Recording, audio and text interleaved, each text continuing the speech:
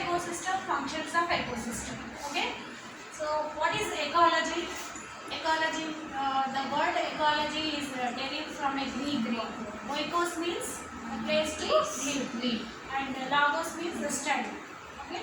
So the various scientists have been defined as ecology. First, the Ernest Haeckel. He defined the ecology means ecology is the interaction between the organisms and environment. Ernest Haeckel first he described that the relationship between the organism and the environment is called ecology. And that term ecology was proposed by Reader. Okay. So the ecology has two divisions: individual ecology and societal ecology, social ecology. Individual ecology means it is aticology, social ecology means synecology. Aticology means individual means one group or one population which relation to environment is called individual ecology. Okay. And the societal ecology means synecology means a group of population, group of species which relation to environment is called the social ecology or synecology. Okay. And next let us discuss about ecosystem. What is ecosystem? Ecosystem is the structural functional unit of ecology.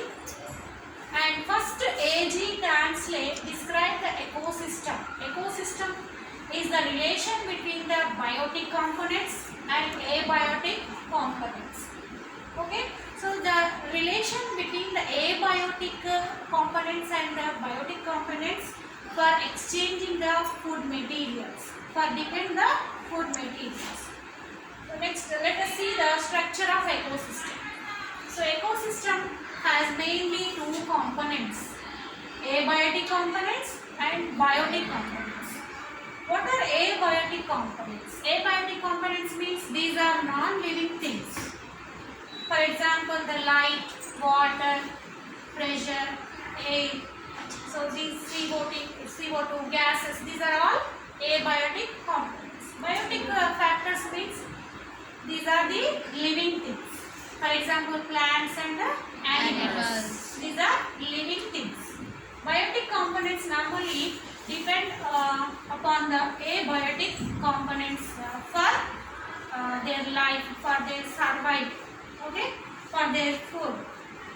The biotic components, again the biotic components have three divisions or three groups: the producers, consumers, decomposers. First one is the producers. Producers means these are normally plants. If you take any ecosystem, so these are the components, main components present in every ecosystem. Normally the plants are producers. If you take a forest ecosystem, the trees are the main producers. If you take a aquatic ecosystem, the planktons, phytoplanktons are the producers. Because they are producers which have the chlorophyll substance, and the producers which prepare the food materials by using the CO2, sunlight. Okay. So this process is called photosynthesis. So producers are the first level, trophic level of ecosystem. So producers, for example, producers, the phytoplanktons, the trees, grassland, these are the examples of producers. And next one is the consumers. Consumers, these depend upon the producers. They depend for food. They depend upon the producers. The consumers are the different trophic levels are present in the food chains. Consumers are again three types: the primary consumers, secondary consumers, tertiary consumers. Okay. So primary consumers. What are the primary consumers? They indirectly or directly depend upon the producers. So they depend upon the plants. So hence they are called the herbivores. So can you say examples of herbivores? Goat, sheep, cows, etc. Okay. And the secondary consumers. Secondary consumers, they depend upon secondary consumers. Secondary consumers also called as the primary carnivores. Primary carnivores. So these are the third trophic level of ecosystem. For example, they will depend upon the primary consumers. For example, frogs, snakes, wolf, foxes. These are the examples of secondary consumers. And the last one is the tertiary consumers. They feed upon the secondary consumers. Okay, so these are the fourth trophic level of ecosystem. Tertiary consumers also called as they are the secondary carnivores. These are the secondary carnivores. Secondary carnivores. Okay, so this is about the consumers. And next, decomposers. Decomposers, these are normally the microorganisms, the fungi, the bacteria belongs to the decomposers. These are the saprophytes. Okay, so these break down the food materials of plants, animals, dead animals, and their wastes. Okay, and they break down the animal waste and the dead animals and the plant material, and they prepare the food materials and utilize them. And some food materials are released as organic compounds like CO2. Okay, so like organic compounds to the environment. Some components utilized by them and some components are released into the environment as a form of organic compounds. So for example, bacteria, fungi. So they will be divided the complex food materials into simple substances. So next, let us see the ecosystem function. What is the main function of ecosystem? Normally, the ecosystem which helps to maintain the existence of life, utilizing the energy flow and the movement of nutrients through the biogeochemical cycles. This is the main function of ecosystem. Ecosystem normally help for maintaining the existence of life in Earth. The types of ecosystem. Again, the types of ecosystem, it is a broad concept, but it has two components: a natural ecosystem and artificial ecosystem. What is natural ecosystem?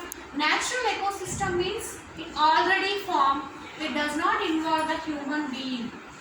This is called natural ecosystem. Already existed, already formed. The human involvement is not present in the ecosystem. The natural ecosystem again divided into how many types? Aquatic, terrestrial. Aquatic ecosystem and terrestrial ecosystem.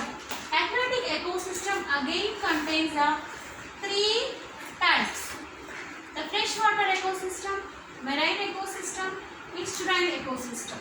The freshwater ecosystem, it is divided into two types: lentic ecosystem, it is a stable ecosystem. The lotic means a stream. Lentic means a stable water, like ponds and the lakes belongs to the lentic ecosystem. Lotic means running water, the streams, the rivers, the canals belongs to this type of ecosystem. Okay, and now let us see about the terrestrial ecosystem. Terrestrial ecosystem, again the terrestrial ecosystem consists of the forest ecosystem, okay, and the grassland ecosystem and desert ecosystem. What is terrestrial ecosystem? These ecosystems are found on the land. Okay, so these are three types: forest, grassland, desert. Okay, so next let us see about the lake ecosystem or the freshwater ecosystem. Lake ecosystem. So lake ecosystem, it is a lake means it is a standing water. Okay, lake or pond, it is a freshwater ecosystem, and the lentic ecosystem because the water has always stable. Okay, the freshwater ecosystem, the lake has normally it is vertically has different zones are there. The littoral zone, it is divided into, vertically divided into different stratifications, or the zones are present.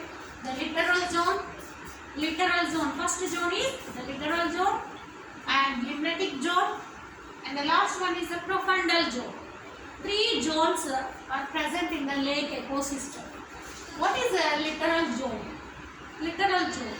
Normally, the lake ecosystem is divided depending upon the penetration of the sunlight. The sunlight normally it penetrates up to the 200 meters depth only. So depending upon the light penetration, pressure, the temperature, the lake can be divided into how many zones? 3 zones. Littoral zone, and second one is the limnatic zone, and the third one is the profundal zone. Profundal zone. What is the littoral zone? Littoral zone, it is near the sea, near the shore of the lake. So the depth is very low, and it is this is the shore, near the shore of a pond or any lake. This belongs to the littoral zone. The light penetration is very high, and in the littoral zone, it is photosynthetic activity has takes place. A very high amount of photosynthetic activity takes place because the depth is very low. So in this zone, the aquatic plants, the phytoplanktons are very rich because they contain the chlorophyll, and by utilizing the sunlight they will prepare the food materials. Okay, the littoral zone contains the producers, okay, consumers, producers and consumers. What are the producers present in the littoral zone? Again, the producers are normally the phytoplanktons. Plankton means the floating animals, very microscopic animals. The phytoplanktons are the euglenoids, the diatoms, dinoflagellates. These are all phytoplanktons. Okay, so they prepare the food material by their own, and the producers are normally the phytoplanktons. Next, the rooted plants. Rooted plants. Next, floating plants, submerged plants. Three types of plants are there. The producers have different types of plants also there. The rooted plants, these are also prepare the food materials by their own.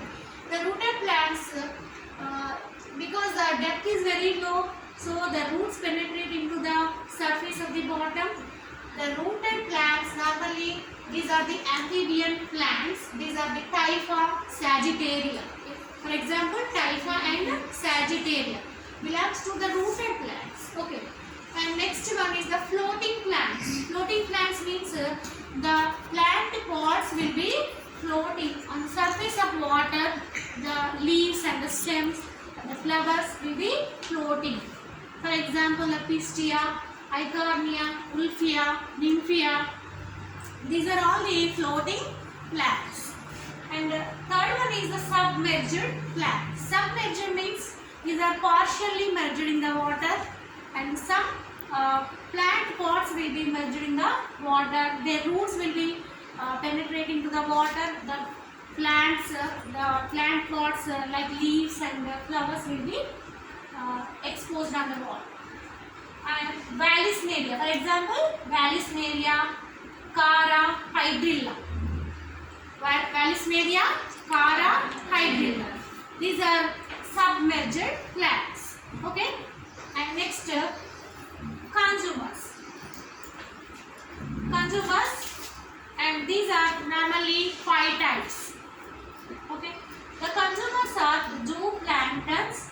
First one is the zooplanktons, epinustans, hyponustans, nectans, periphytans, benthos.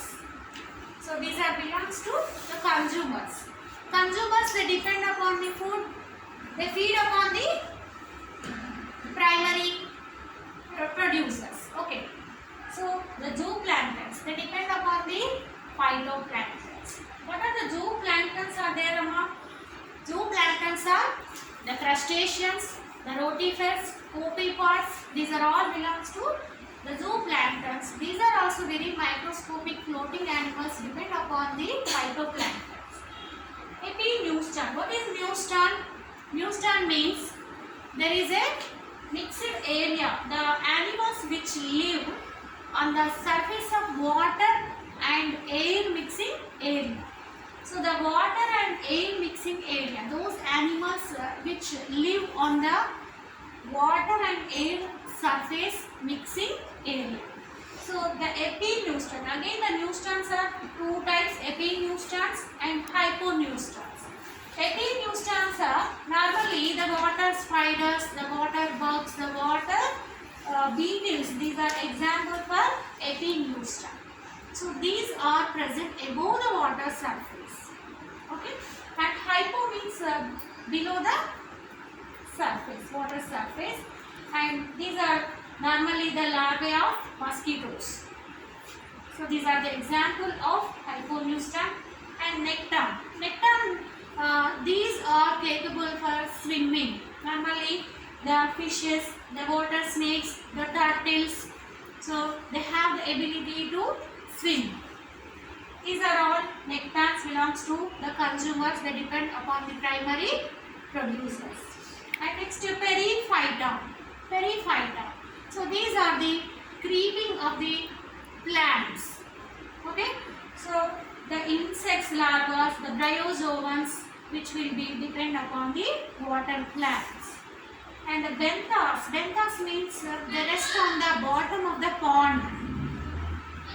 So they are the normally crayfishes, the red annelids, and the chironomid larvae. So these are the examples for benthos. Benthos, they live on the bottom of the pond. Okay. So next, decomposers. Decomposers are also present in the profundal zone. Next zone is the profundal zone. Okay, the profundal zone and limnatic zone. This is the limnatic zone. What is the limnatic zone? This is the middle part of the largest part of the pond. So the light and penetrate very 200 meters depth only. But it is the largest part of the pond, and it contains the phytoplanktons like the euglenoids, diatoms, dinoflagellates, and the zooplanktons, the crustaceans, copepods, rotifers, and also the nectons and neustons also present in the profundal zone. What are the neustons, nectons, the water snakes, turtles, and the neustons are the water beetles, water spiders. These are all present in the limnatic zone. This is the middle part of the pond and very largest part, and the depth is also very high, but the light does not penetrate into the deep, so the photosynthetic activity and the respiration is only limited.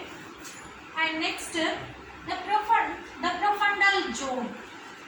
So it is the last depth. The profundal zone is the deepest part of the pond. The profundal zone means here the bottom of the pond, which contains the anaerobic bacteria, anaerobic organisms, the red annelids, chironomid larvae. Because the oxygen is very low and the light penetration is very low, so it is very dark and it lacks oxygen. Okay, because the photosynthetic activity does not take place here, the profundal zone, so that the oxygen is very low. Here the bacteria and microorganisms are present in the profundal zone. So here the animals which break down the dead and decomposing the organic matter, okay, and eliminate the nutrients also. So these nutrients are taken up by the water, animals, and other organisms which live in the pond. Okay. So some organisms are break down, some dead decaying organisms are break down by the microorganisms like bacteria and other microorganisms. Okay, so there is no need of oxygen for anaerobic organisms. Okay, so this is about the structure of a lake ecosystem. Lake contains how many zones? Littoral zone, limnatic zone, profundal zone. Again, the littoral zone contains the producers, consumers. Okay, and the profundal zone does not contain the producers because the photosynthetic activities does not take place here, so that there does not the plants and photosynthetic organisms. Okay.